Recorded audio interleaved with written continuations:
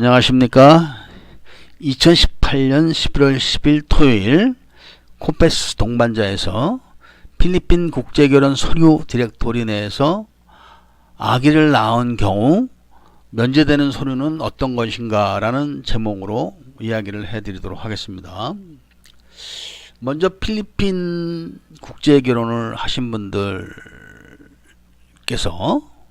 이제 그 대사관 인터뷰 시작을 해서 필리핀 시청 결혼, 한글 교육, CFO 뭐 이런 과정들을 다 거쳐가면서 모든 게 끝났을 때 이제 비자를 신청합니다. 그런 걸 다 끝내고 비자를 신청할 때 그 소요되는 서류만 20가지에 25가지 페이퍼가 들어갑니다. 그런데 이제 그 중에 아기가 있는 경우 어떤 서류가 이제 그 면제가 되는지 거기에 대한 이야기를 해드리도록 하겠습니다. 물론 그 20가지 서류가 들어간다는 분들은 자기들끼리 만난 경우입니다. 자기들끼리.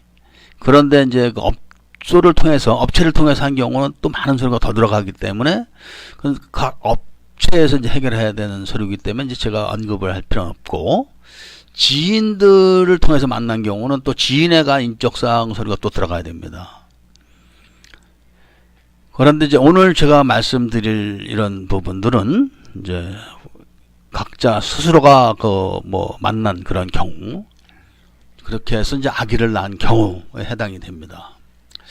그 아기를 낳은 경우에 어떤 서류가 이제 우선 면제가 될까 하면은 가장 큰 게 한글 면제입니다. 한글 면제.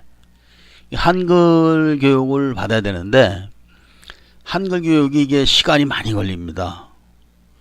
결국은 한글 교육을 받는 시간이나 아기를 낳는 시간이나 거의 비슷하죠. 그래서 아기를 낳으면은 한글 교육이 생략이 됩니다. 한글 교육이. 그 다음에 또 어떤 것이 생략이 될까? 그런 것 중에 제일 중요한 게 하나가 바로 소득에 관한 서류입니다. 소득. 즉 소득에 관한 서류가 굉장히 많습니다. 왜냐하면 국제결혼의 그 법이 만들어진 취지가 부양 능력을 점검하는 건데, 일단 아기가 이제 태어났으면 부양을 할 의지가 있다고 보고, 그 부양 능력을 증명할 많은 소득 서류를 이제 면제를 해줍니다. 면제. 그 부분이 가장 큰 거죠. 또 면제되는 게 있습니다. 어떤 거냐면은 국제결혼을 받게 되면은 한국 남자들은 법무부에서 시행하는 국제결혼 안내 프로그램을 이수를 해야 되는데 그거를 안 해도 됩니다. 그 다음에 이제 신체 검사도 안 해도 됩니다.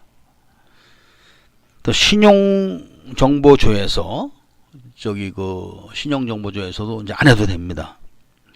그러니까 많은 그 생략되는 그런 혜택이 주어집니다. 아기를 낳으면은. 지금 그 한국 정부는 아기 출산율이 떨어져 가지고 많은 고민을 하고 있는 걸 다 아실 겁니다. 그래서 국제 결혼을 하신 경우, 그리고 이제 부인이 임신을 해서 출산을 한 경우에 어떤 서류가 면제되는가에 대한 이야기를 제가 오늘은 이 방송을 통해서 해드렸습니다. 그리고 다른 서류는 다 똑같이 이제 제출을 해야 됩니다.